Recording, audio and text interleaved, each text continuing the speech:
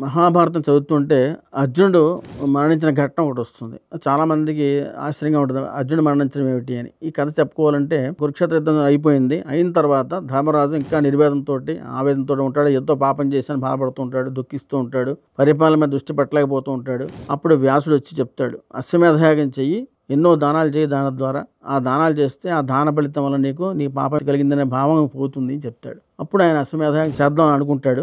అర్జునుడికేమో ఆ వదిలిన అశ్వాన్ని కాపాడటం కోసం ఆయన కూడా వెడతాడు. అన్ని రాజ్యాలకు వెళ్తూ ఉంటాడు. అలాగే మగధ రాజ్యానికి వెళ్తాడు, సింధు రాజ్యానికి వెళ్తాడు. అక్కడి నుంచి తన కొడుకు ఉన్న ప్లేసు అంటే ఎక్కడంటే తన అంతకు ముందు చిత్రాంగదని పెళ్లి చేసుకున్న ద్వారా ఉలుచి చిత్రాంగం పెళ్లి చేసుకుంటాడు కదా, చిత్రాంగం ద్వారా పుట్టిన ఆ బబ్రువాహనుడు అన్నవాడితో యుద్ధానికి వెళ్తాడు. మణిపూర్ దేశం దాని పేరు. ఆ మణిపూర్ దేశానికి వెళ్తే అక్కడ బబ్రువాహనుడు ఈయన యుద్ధం చేసుకుంటారు. యుద్ధంలో బబ్రువాహనుడి చేతిలో ఈయన బాణం దెబ్బ తగిలి పడిపోతాడు భూమి మీద, ప్రాణం పోతుంది అని. ప్రాణం అంటే అన్కాన్షియస్లోకి వెళ్ళిపోతాడు ఆటోమేటిక్గా. ఈ లోపల ఉలుచి వస్తుంది. వచ్చి ఆవిడ ఏంటంటే చేస్తుందంటే ఆవిడ దగ్గర మణి ఉంటుంది అన్నమాట. ఆ మణి ద్వారా అది బబ్రువాహనుడికి ఇచ్చి ఆయన బతికిస్తుంది. ఇదంతా చూసి అందరూ ఆశ్చర్యపోతారు.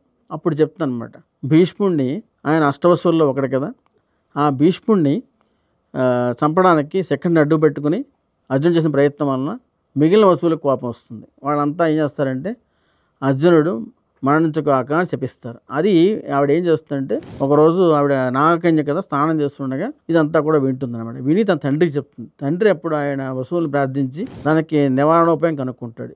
కొడుకు చేతిలో కనుక నిహతుడైతే అంటే కింద పడిపోయి కానీ వెళ్ళిపోతే కనుక అన్కాన్షియస్లోకి వెళ్ళిపోతే కనుక అలాంటి ఆయన్ని అప్పుడు వాళ్ళు శక్తి ఆవిడ రక్షించగలుగుతుంది. ఉలుచి అని చెప్తే ఉలుచికి శక్తి నాగశక్తి ఉంటుంది అనమాట. ఆ నాగమణి ద్వారా ఆవిడ ఆయన్ని కాపాడుతుంది. ఎందుకంటే అలా ఆ విధంగా శాపవిముక్తి జరుగుతుంది అన్నమాట. ఇలాగ అర్జునుడు మరణించి మళ్ళీ జన్మించాడు అనమాట.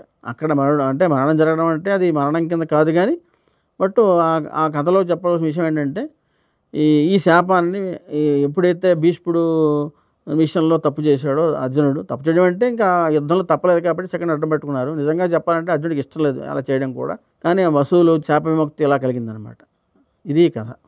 లిపి మహాభారతం గేమ్ ఆడండి, మీలోని వీరుణ్ణి గెలిపించండి, జీవితాన్ని గెలవండి.